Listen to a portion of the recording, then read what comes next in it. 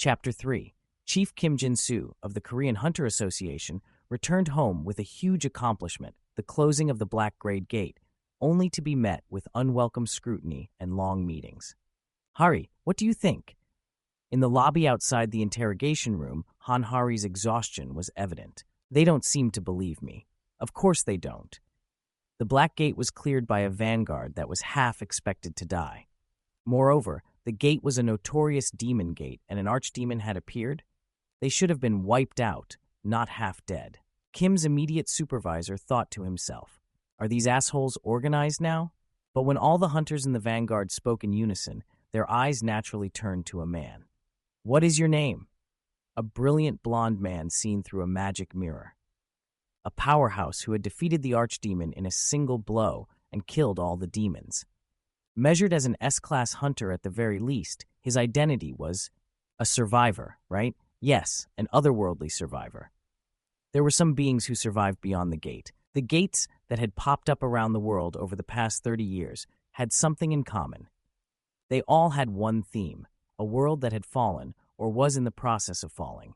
Governments around the world speculated that the gates were connected to the records of a lost world or a post-apocalyptic world, and on rare occasions, survivors would cross over. Not just humans, but elves, dwarves, and other fantasy races. People started calling those who crossed over from the otherworld survivors.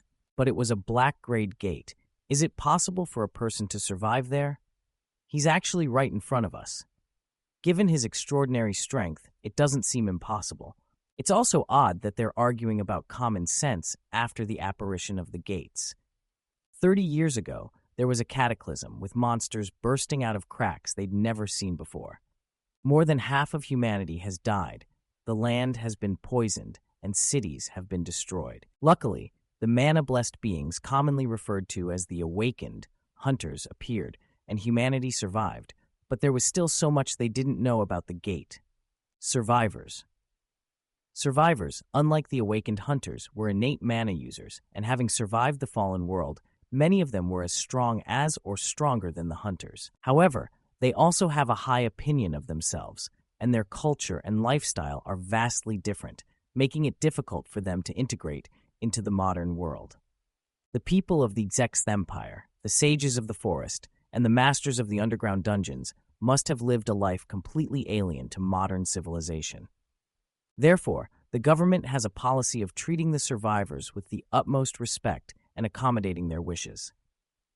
We have to bring him in. He's a very powerful man.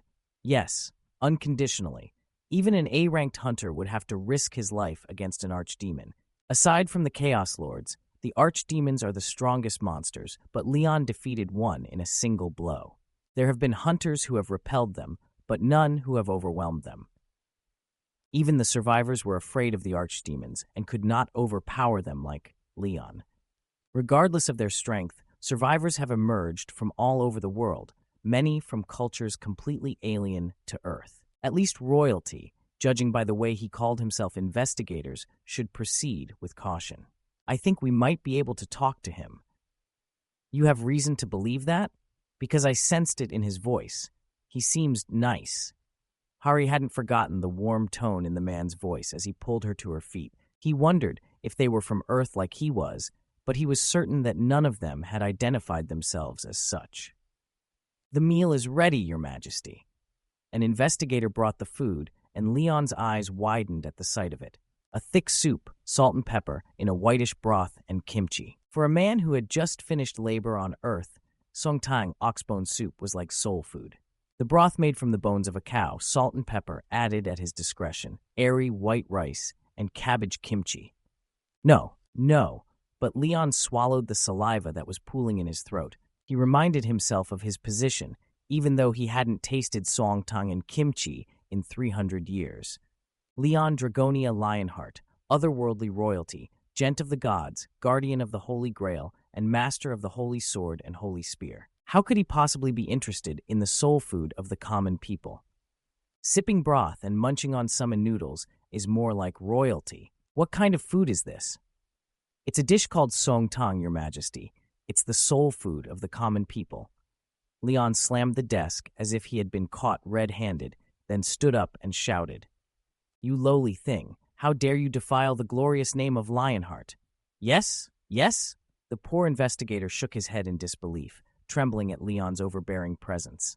"How can royalty be served commoners' food, and how does your kingdom, the Republic of Korea, treat the royalty of another country like that?" "Oh no, not that." Mr. Park Jong-pal, a 42-year-old investigator, having lived his entire life in the Free Republic of Korea, should know how to treat royalty. "Why don't you get out of here, you lowlife?" Leon chased the investigator away with a shout and read the common knowledge of Earth that he left behind.